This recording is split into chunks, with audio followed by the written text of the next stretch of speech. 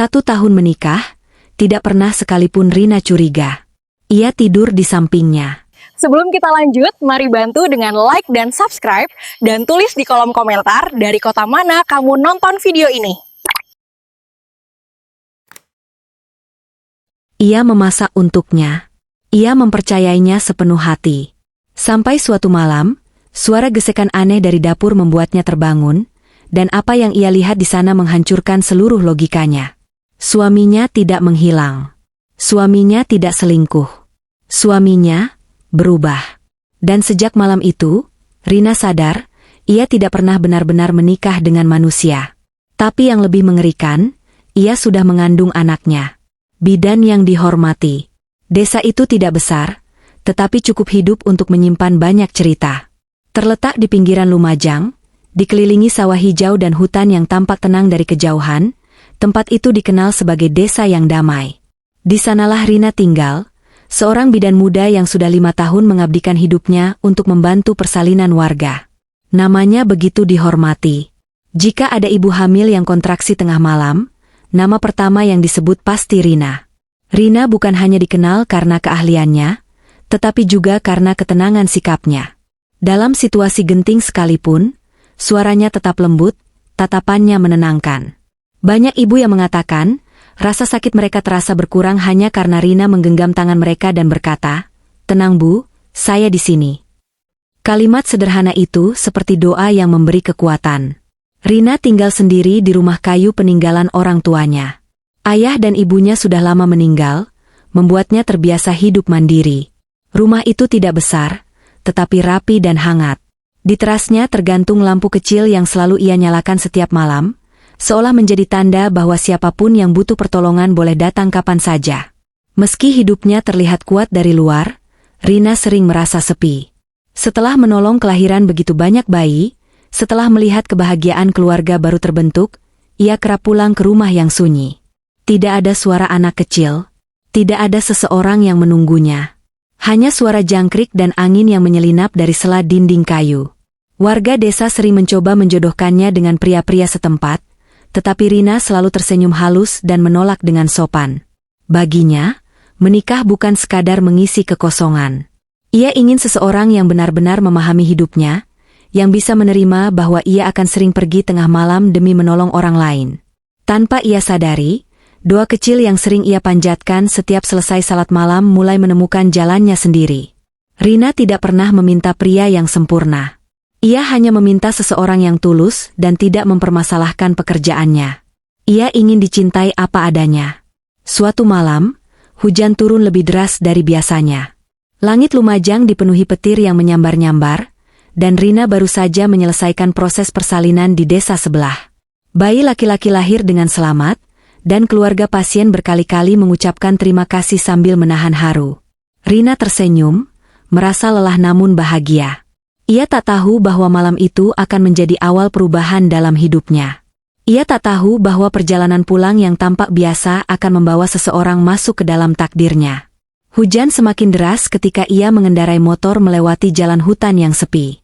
Lampu motornya menerangi jalan becek di depan, sementara kanan kirinya hanya bayangan pohon-pohon tinggi yang bergoyang tertiup angin. Beberapa menit kemudian, motor Rina tiba-tiba tersendat dan mati. Ia mencoba menyalakannya kembali, tetapi mesin hanya mengeluarkan suara kasar sebelum akhirnya benar-benar diam. Hujan tak kunjung reda. Sinyal ponselnya hilang. Jalanan kosong tanpa satupun kendaraan lewat. Di tengah suara hujan dan gemuruh petir, Rina berdiri sendirian. Untuk pertama kalinya setelah sekian lama, ia merasa takut. Ia tidak tahu bahwa di balik gelapnya hutan, ada sepasang mata yang telah lama memperhatikannya. Dan dari sanalah, semuanya dimulai. Pria dari balik hujan. Hujan masih turun deras ketika Rina mencoba menenangkan dirinya. Tangannya sedikit gemetar saat kembali memutar kunci motor, berharap mesin menyala. Namun yang terdengar hanya bunyi kosong yang membuat dadanya semakin sesak. Jalan hutan itu biasanya ia lewati tanpa rasa takut, tetapi malam itu terasa berbeda. Angin bertiup lebih kencang, pepohonan berderit seperti berbisik dalam gelap. Rina menoleh ke kiri dan kanan. Tidak ada rumah penduduk di sekitar sana. Jarak ke desa terdekat masih beberapa kilometer. Ia mempertimbangkan untuk berjalan kaki sambil menuntun motor, tetapi gelapnya hutan membuat langkahnya tertahan. Tiba-tiba, di antara suara hujan, ia mendengar langkah kaki mendekat dari arah pepohonan. Dari balik bayangan pohon, muncul sosok seorang pria. Tubuhnya tinggi, mengenakan jaket gelap yang basah oleh hujan, namun langkahnya tenang. Wajahnya terlihat jelas ketika kilat menyambar, memperlihatkan sorot mata yang dalam dan sulit ditebak. Rina mundur selangkah, jantungnya berdegup keras antara takut dan berharap. Motornya mogok, suara pria itu terdengar rendah namun lembut. Tidak ada nada mengancam, justru terdengar seperti seseorang yang benar-benar ingin membantu. Rina mengangguk pelan, masih berhati-hati. Yang membuatnya terkejut, pria itu menyebut namanya tanpa pernah ia memperkenalkan diri. Rina sempat terdiam. "Kok tahu nama saya?" tanyanya pelan, suaranya hampir tenggelam oleh hujan. Pria itu tersenyum tipis, senyum yang sulit diartikan. "Semua orang di desa kenal bidan Rina," jawabnya singkat. Jawaban itu terdengar masuk akal, tetapi tetap menyisakan rasa aneh di hati Rina. Tanpa banyak bicara lagi, pria itu berjongkok dan memeriksa motor Rina. Tangannya bergerak cepat dan terampil, seolah sudah sangat terbiasa dengan mesin. Dalam waktu yang tidak sampai 5 menit, ia meminta Rina mencoba menyalakan kembali. Ajaibnya, mesin langsung hidup tanpa kendala. Rina merasa lega sekaligus heran. Ia mengucapkan terima kasih berkali-kali, tetapi pria itu hanya mengangguk ringan. Ketika Rina bertanya namanya, ia menjawab singkat, "Arga." Nama yang sederhana, namun entah mengapa terasa berat saat diucapkan. Sebelum Rina sempat bertanya lebih jauh, Arga melangkah mundur menuju arah hutan. "Hati-hati di jalan," katanya pelan. Dan seperti kemunculannya yang tiba-tiba, ia pun menghilang begitu saja ke dalam gelap. Rina berdiri beberapa detik, memastikan ia tidak salah lihat. Hanya suara hujan yang tersisa. Sepanjang perjalanan pulang, pikiran Rina dipenuhi pertanyaan. Siapa sebenarnya Arga? Mengapa ia tahu namanya? Mengapa ia berada di hutan malam-malam seperti itu? Namun setiap kali mencoba berpikir negatif, Rina mengingat kembali caranya membantu tanpa pamrih. Malam itu, untuk pertama kalinya setelah sekian lama, Rina merasa ada sesuatu yang berbeda dalam hidupnya. Bukan hanya rasa takut yang tadi sempat muncul, tetapi juga rasa penasaran yang aneh.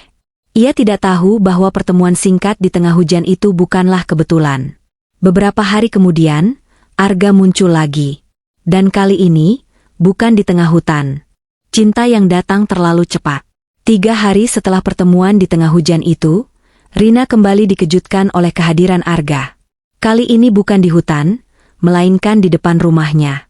Pagi itu langit cerah, embun masih menggantung di ujung daun, dan Rina baru saja selesai menyapu halaman ketika sebuah suara menyapanya dari pagar kayu. Arga berdiri di sana dengan pakaian rapi, membawa kantong plastik berisi buah-buahan. Ia tersenyum ringan, seolah pertemuan mereka adalah hal yang biasa. "Sekadar lewat," katanya singkat. Rina menahan rasa heran, tetapi tetap mempersilakannya masuk. Tidak ada yang aneh dari sikapnya. Ia sopan, tidak berlebihan, dan tahu batas. Justru itu yang membuat Rina merasa nyaman. Sejak hari itu, Arga mulai sering datang. Kadang membawa makanan, kadang hanya sekadar duduk berbincang di teras rumah. Ia tidak banyak bercerita tentang dirinya, tetapi selalu menjadi pendengar yang baik ketika Rina berbagi tentang pekerjaannya. Ia tampak tertarik pada kisah-kisah persalinan yang diceritakan Rina, mendengarkan dengan penuh perhatian tanpa sedikit pun terlihat bosan. Rina merasa dihargai. Untuk pertama kalinya, ada seseorang yang tidak mempermasalahkan jam kerjanya yang tak menentu. Arga bahkan berkata ia bangga memiliki pasangan yang mendedikasikan hidupnya untuk menolong orang lain. Kalimat itu sederhana, tetapi cukup membuat hati Rina yang selama ini sunyi mulai hangat. Namun ada satu hal yang perlahan mulai terasa berbeda. Arga hanya datang saat sore atau malam menjelang. Ia hampir tidak pernah terlihat siang hari di sekitar desa. Ketika Rina menanyakan pekerjaannya, Arga menjawab singkat bahwa ia memiliki usaha di luar kota dan lebih sering bekerja malam hari. Jawaban itu terdengar masuk akal, tetapi tidak pernah benar-benar jelas. Beberapa warga sempat memperhatikan kehadiran Arga. Mereka berbisik pelan, bertanya-tanya dari mana asal pria itu. Tidak ada yang pernah melihatnya sebelumnya. Tidak ada keluarga yang datang berkunjung. Namun karena sikapnya sopan dan tidak pernah membuat masalah, warga memilih diam. Hubungan mereka berkembang cepat. Terlalu cepat, mungkin. Dalam waktu kurang dari 3 bulan, Arga melamar Rina secara sederhana. Tidak ada cincin mewah, tidak ada pesta besar, hanya janji yang diucapkan dengan tatapan serius dan suara yang mantap. Rina yang selama ini merasa kesepian melihat ketulusan di mata Arga dan mengiyakan lamaran itu. Pernikahan mereka dilangsungkan secara sederhana di rumah Rina. Beberapa warga hadir sebagai saksi. Namun satu hal yang kembali menjadi bahan bisik-bisik adalah tidak hadirnya satupun keluarga dari pihak Arga. Ia beralasan keluarganya tinggal jauh dan sulit datang mendadak. Rina memilih percaya. Malam pertama setelah menikah, Rina merasakan sesuatu yang sulit dijelaskan. Arga tetap bersikap lembut dan penuh perhatian. Namun ketika Rina menggenggam tangannya, ia merasa dingin yang tidak biasa. Bukan dingin karena angin malam, melainkan dingin yang terasa sampai ke tulang. Rina mencoba mengabaikan perasaan itu. Ia berpikir mungkin hanya sugesti atau kelelahan setelah acara pernikahan. Lagi pula, Arga memperlakukannya dengan sangat baik. Tidak ada bentakan, tidak ada sikap kasar. Hanya cinta yang terlihat tenang. Ia tidak tahu bahwa ketenangan itu menyimpan sesuatu yang belum sepenuhnya ia pahami. Dan bulan demi bulan berlalu, tanpa ia sadari, tanda-tanda kecil mulai muncul. Kejanggalan yang mulai terlihat. Bulan-bulan pertama pernikahan mereka berjalan tanpa masalah besar. Rina tetap menjalankan tugasnya sebagai bidan, sementara Arga terlihat seperti suami yang penuh perhatian. Ia tidak pernah melarang Rina bekerja malam. Ia tidak pernah mengeluh. Bahkan seringkali ia menyiapkan air hangat ketika Rina pulang dalam keadaan lelah. Namun ada satu kebiasaan Arga yang perlahan mulai terasa janggal. Ia selalu keluar rumah setelah pukul 10 malam. Tanpa alasan yang jelas. Katanya hanya, ada urusan pekerjaan. Ia akan kembali menjelang subuh, tepat sebelum azan pertama berkumandang. Setiap malam. Tanpa pernah absen. Awalnya Rina mencoba berpikir positif. Tidak semua pekerjaan harus dijelaskan detail. Tapi suatu malam, ketika ia mencoba menunggu Arga pulang, rasa kantuknya hilang karena sesuatu yang lebih aneh. Ia memperhatikan satu hal kecil yang tak pernah ia sadari sebelumnya. Arga hampir tidak pernah makan bersamanya. Setiap kali Rina memasak, Arga hanya menyentuh makanan sekadarnya. Kadang hanya minum air. Ia selalu beralasan sudah makan di luar. Tetapi Rina tidak pernah benar-benar melihatnya makan dengan lahap seperti manusia pada umumnya. Hal lain yang membuat Rina mulai gelisah adalah suhu tubuh Arga. Setiap kali mereka berbaring berdampingan, tubuh Arga terasa dingin. Bukan dingin biasa. Dingin yang membuat Rina spontan menarik selimut lebih rapat. Ketika ia bertanya, Arga hanya tertawa kecil dan berkata mungkin ia memang bertubuh lebih dingin dari orang lain. Jawaban itu terdengar seperti candaan. Tapi Rina tidak bisa mengabaikan sensasi aneh setiap kali menyentuh kulit suaminya. Kadang, di tengah malam, ia merasa seperti sedang berbaring di samping sesuatu yang bukan manusia sepenuhnya. Bisik-bisik warga mulai terdengar beberapa minggu kemudian. Seorang tetangga datang dengan wajah ragu-ragu dan berkata bahwa ia sering melihat bayangan besar melintas di belakang rumah Rina saat tengah malam. Bayangan itu panjang, bergerak perlahan, dan tidak berjalan seperti manusia. Rina tersenyum kaku, mencoba menepis cerita itu sebagai kesalahan penglihatan. Namun malam berikutnya, ketika Arga kembali pergi seperti biasa, Rina memberanikan diri mengintip dari jendela belakang rumah. Ia tidak melihat apa-apa pada awalnya. Sampai rumput di dekat pagar belakang tiba-tiba bergerak, seperti ada sesuatu yang besar melintas di atasnya. Jantung Rina berdetak lebih cepat. Ia membuka pintu belakang sedikit, mencoba melihat lebih jelas. Angin malam terasa lebih dingin dari biasanya. Tidak ada siapapun di sana.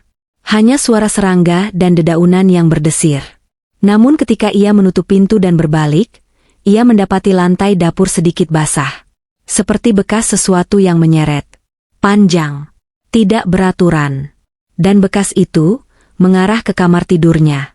Malam itu, untuk pertama kalinya sejak menikah, Rina benar-benar merasa takut pada suaminya sendiri. Malam pengungkapan. Malam itu terasa lebih sunyi dari biasanya. Tidak ada angin, tidak ada suara anjing menggonggong dari kejauhan. Hanya detak jam dinding yang terdengar pelan di ruang tengah. Rina berbaring dengan mata terbuka, berpura-pura tidur ketika Arga bangkit perlahan dari tempat tidur. Seperti malam-malam sebelumnya, ia keluar kamar tanpa banyak suara. Namun kali ini, Rina tidak ingin hanya menunggu. Beberapa menit setelah pintu kamar tertutup, ia mendengar suara yang berbeda. Bukan langkah kaki, bukan bunyi pintu, melainkan suara berat yang bergesekan dengan lantai kayu. Pelan, panjang, seperti sesuatu yang diseret perlahan di dapur. Rina turun dari tempat tidur dengan kaki gemetar. Setiap langkah terasa berat. Nafasnya tak teratur. Ia membuka pintu kamar sedikit demi sedikit, mencoba memastikan suara itu nyata. Suara gesekan itu kembali terdengar. Lebih jelas sekarang. Dari arah dapur. Lampu rumah mati. Hanya cahaya bulan yang masuk dari celah jendela belakang, menciptakan bayangan panjang di lantai. Rina berjalan perlahan menyusuri ruang tengah. Jantungnya berdetak begitu keras, hingga ia yakin siapapun bisa mendengarnya. Ketika ia sampai di ambang dapur, tubuhnya membeku. Di lantai, tepat di bawah cahaya bulan, terlihat sesuatu yang besar. Panjang, tebal, tubuh bersisik kehijauan yang melingkar perlahan. Seekor ular raksasa memenuhi hampir setengah ruangan. Gerakannya tenang, tetapi berat. Sisiknya memantulkan cahaya dengan kilau samar yang membuat pemandangan itu terasa nyata sekaligus mustahil. Rina tidak bisa berteriak. Suaranya seperti terkunci di tenggorokan. Perlahan, kepala ular itu terangkat. Matanya tajam. Tidak liar. Tidak buas. Justru, tenang. Dan di salah satu lilitan tubuhnya, sesuatu berkilau. Cincin pernikahan. Cincin yang sama yang dikenakan Arga.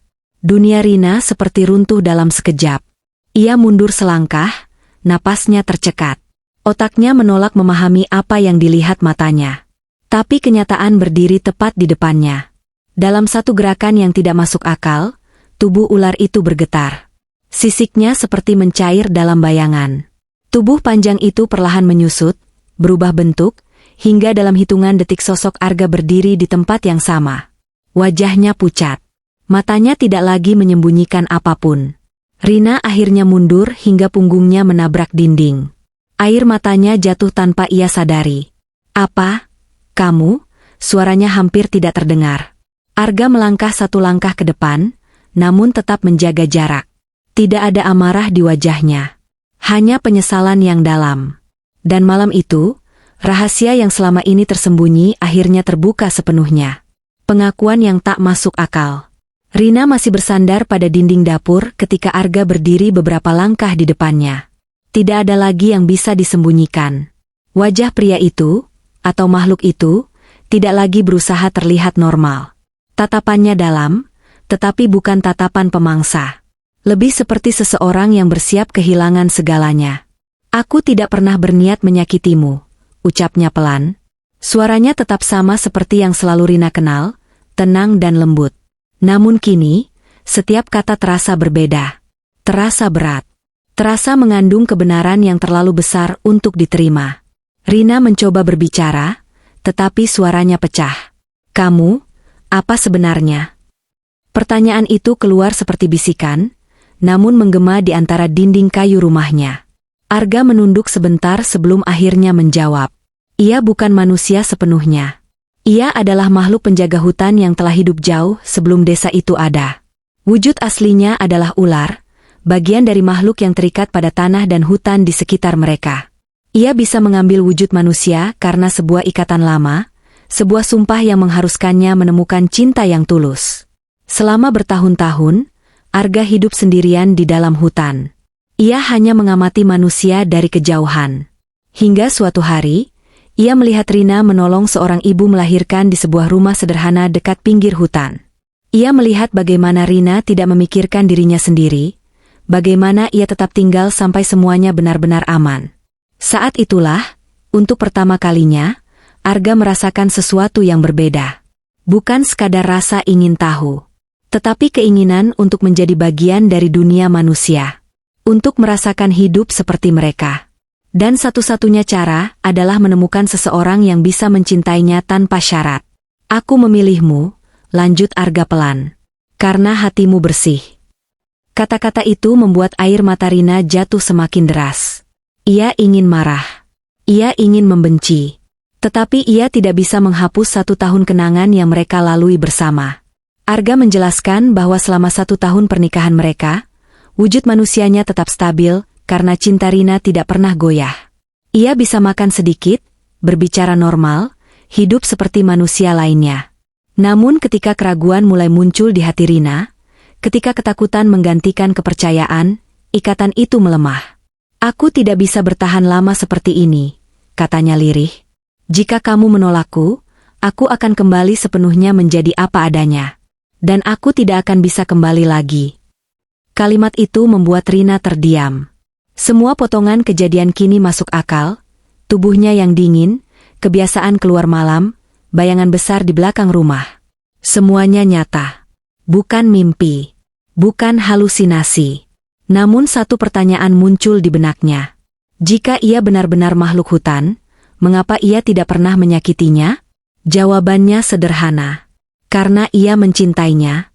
Dan kini, keputusan ada di tangan Rina. Pilihan yang menghancurkan. Dapur itu terasa semakin sempit, seolah dinding-dinding kayu ikut menekan dada Rina.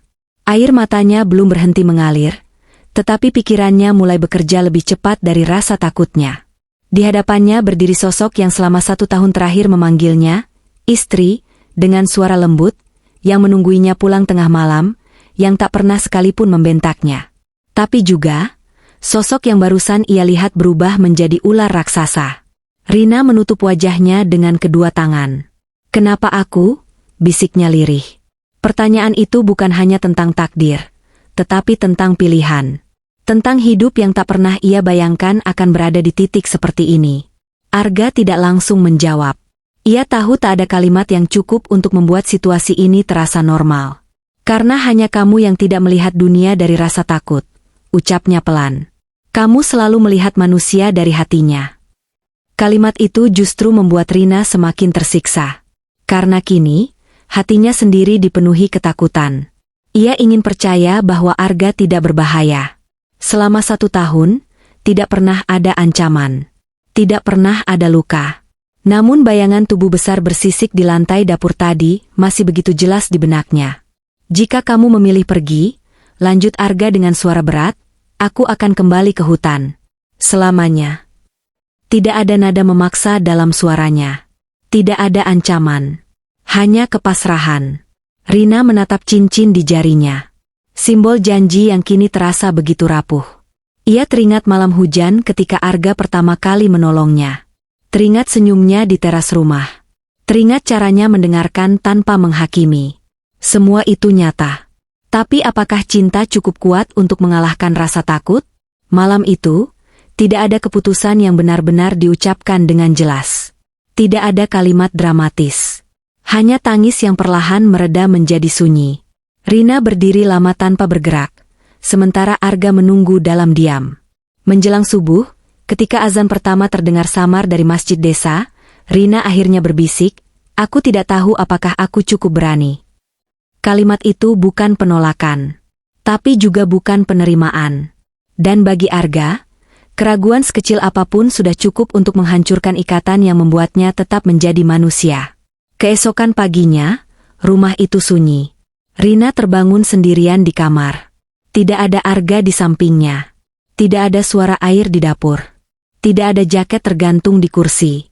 Seolah 1 tahun pernikahan itu hanyalah mimpi panjang. Di atas meja ruang tengah, 2 cincin pernikahan tergeletak berdampingan.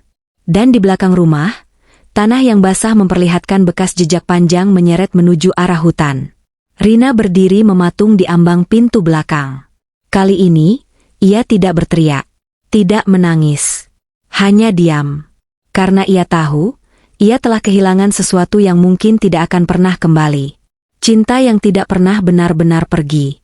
Hari-hari setelah kepergian Arga terasa seperti ruang kosong yang tak berujung. Rumah itu kembali sunyi seperti sebelum pernikahan, tetapi kali ini kesunyian terasa berbeda. Dulu ia hanya merasa sepi. Sekarang ia merasa kehilangan. Rina tetap bekerja seperti biasa. Ia tetap membantu persalinan, tetap tersenyum menenangkan ibu-ibu yang kesakitan, tetap terlihat tegar di depan warga.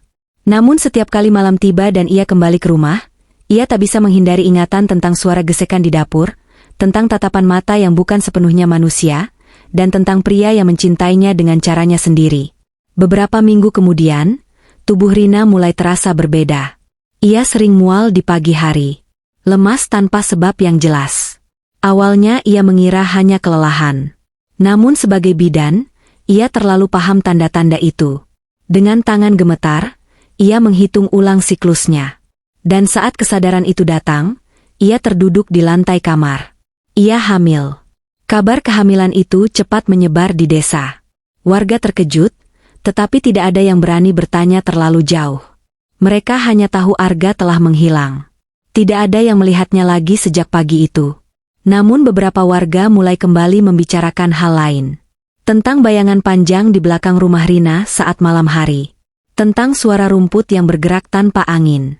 Dan tentang sesuatu yang tampak melingkari halaman rumahnya, seperti menjaga. Suatu malam, Rina berdiri di teras dengan tangan memegang perutnya yang mulai membesar. Angin malam menyentuh wajahnya pelan. Ia tidak lagi merasa takut seperti malam pengungkapan itu. Di kejauhan, tepat di batas cahaya dan gelap, ia melihatnya. Tubuh panjang itu bergerak perlahan di antara rumput. Tidak mendekat. Tidak masuk rumah. Hanya diam, seolah memastikan semuanya baik-baik saja. Air mata Rina jatuh, tetapi kali ini bukan karena takut. Melainkan karena ia mengerti. Ia tidak pernah tahu apakah anak yang dikandungnya akan sepenuhnya manusia. Ia tidak tahu bagaimana masa depannya akan berjalan. Tetapi satu hal yang ia pahami dengan jelas, Arga tidak pernah pergi untuk menyakiti. Ia pergi karena ia tahu cinta yang dipenuhi ketakutan tidak akan bertahan. Namun cinta yang pernah tumbuh dengan tulus, tidak pernah benar-benar hilang. Dan setiap malam, ketika desa terlelap, seekor ular besar tetap menjaga dari kejauhan. Bukan sebagai ancaman, tetapi sebagai ayah. Anak yang lahir di antara dua dunia. 1 tahun berlalu sejak malam terakhir Arga menghilang ke hutan. Desa Lumajang itu tetap seperti biasa. Sawah tetap menghijau, anak-anak tetap berlarian di sore hari, dan Rina tetap menjadi bidan yang paling dipercaya warga. Namun kini, rumah kayu di pinggir desa itu tidak lagi sunyi. Tangisan bayi terdengar hampir setiap pagi. Rina melahirkan seorang anak laki-laki dengan selamat. Proses persalinannya berjalan normal. Tidak ada yang aneh. Tidak ada sisik. Tidak ada tanda yang mengerikan. Bayi itu tampak seperti bayi manusia pada umumnya. Kulitnya halus, matanya besar, tangisnya kuat. Semua orang lega. Namun hanya Rina yang tahu, ada sesuatu yang berbeda. Sejak bayi itu lahir, halaman belakang rumahnya tidak pernah benar-benar sepi. Hampir setiap malam, rumput akan bergerak pelan, seperti disentuh sesuatu yang besar namun berhati-hati. Tidak pernah mendekat ke pintu. Tidak pernah masuk rumah. Hanya menjaga. Rina tidak pernah lagi merasa takut. Bayi itu tumbuh sehat. Ia jarang menangis. Anehnya, setiap kali terdengar suara gemerisik dari luar rumah, ia justru tersenyum. Matanya akan menatap ke arah jendela, seolah mengenali sesuatu yang tak bisa dilihat orang lain. Suatu malam ketika bayi itu berusia hampir 1 tahun, hujan turun deras seperti malam ketika Rina pertama kali bertemu Arga. Petir menyambar, angin bertiup kencang. Rina menggendong anaknya yang terbangun karena suara hujan. Lalu sesuatu terjadi. Di tengah kilatan petir, Rina melihat bayangan panjang melintas di jendela. Lebih dekat dari biasanya.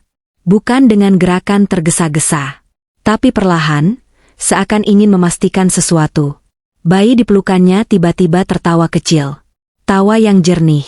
Dan saat petir kembali menyambar, Rina melihat sesuatu yang membuat napasnya tertahan. Di mata anaknya, sesaat saja, terpantul kilau kehijauan yang tidak biasa. Bukan seperti pantulan cahaya biasa. Lebih dalam. Lebih tajam. Namun hanya sesaat. Ketika cahaya kembali normal, mata itu kembali seperti mata bayi pada umumnya. Rina tidak berteriak. Ia tidak panik. Ia hanya memeluk anaknya lebih erat. Karena kini ia mengerti. Anaknya mungkin akan tumbuh sebagai manusia. Mungkin juga membawa sesuatu dari darah ayahnya. Tetapi satu hal yang pasti, ia lahir dari cinta. Dan cinta, betapapun aneh bentuknya, tidak pernah benar-benar jahat. Di luar rumah, hujan perlahan reda. Di batas hutan, siluet besar itu bergerak mundur ke dalam gelap. Menjauh. Namun tidak pernah benar-benar pergi.